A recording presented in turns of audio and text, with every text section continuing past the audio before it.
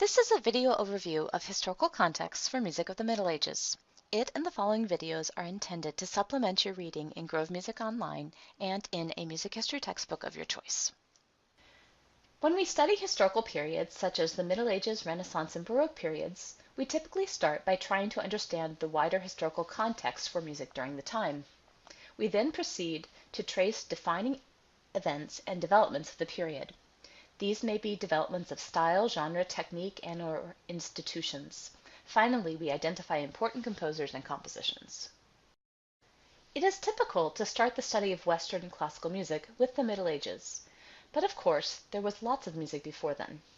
This slide has a timeline comparing musical and historical events of the ancient Western world.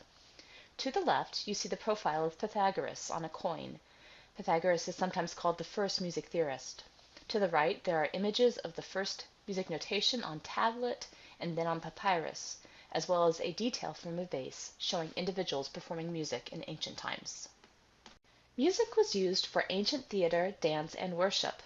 In fact, the Greek word musica referred to not only what we know as music today, but also poetry and the telling of history. Biblical texts, from those of the ancient Hebrews to those of the early Christians, record the use of music in worship. Writings of Plato and Aristotle refer to music as ethos, that is, as embodying ethics. Music only became more important within Christianity as Emperor Constantine legalized the faith in the 4th century Edict of Milan.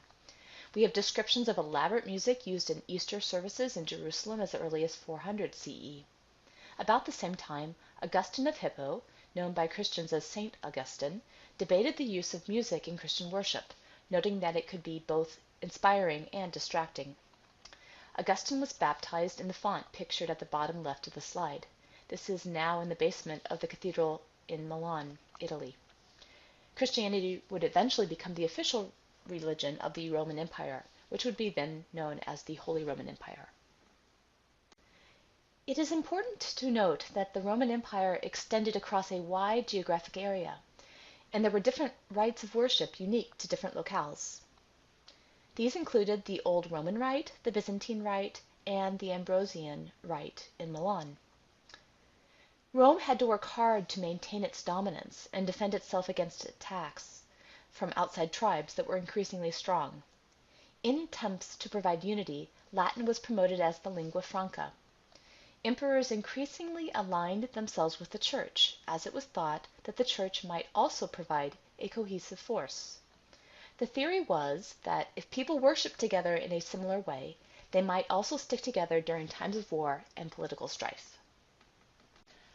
From roughly 600 through the 11th century, efforts were made to consolidate Christian worship across the empire. These efforts came to a head around 1800 when Charlemagne became the first Frankish and Christian emperor. His father had converted to Christianity before him. Around this time, the legend of the church liturgy as having been given to Pope Gregory the Great by the Holy Spirit through a dove also arose. Chant that was believed to have come directly from the Holy Spirit was perhaps naturally more respected and treated with less variance than other music. In the western parts of the empire, Gregorian chant prevailed, while the Easterners continued to worship using the Byzantine Rite. Chant was composed and performed for the Christian liturgy, that is, for the words of the Mass and the offices. Different chants were used for the different seasons of the Christian year, from Advent to Easter to ordinary time. Music was also found outside of church services and outside of the church. In what is now France, troubadours such as Bernard de Ventadorn sang at the most powerful courts of the time. In Germanic lands, these traveling court musicians were called Minnesingers. Walther von der Vogelweide was one of the best known. We have even fewer examples of instrumental music from the Middle Ages. We might imagine that most instrumental music was dance music, such as the 30-some estampes found in what is now called the Manuscrit du Roi. Similarly, King Alfonso the Wise oversaw the compilation of a large manuscript containing instrumental music and vocal music from his court in what is now Spain. The Middle Ages rather unpretentiously refers to the time between the ancient world and the Renaissance. Most of what we know as music of the Middle Ages falls between the years 800 and 1400. During the Middle Ages, the Western European world was coming into its own. In 1800, Western Europe was fragmented and relatively poor, but by around 1300 it boasted many strong rulers. Inventions such as the water wheel and the windmill led to larger and better fed populations. The first universities were established in Italy, France, and England.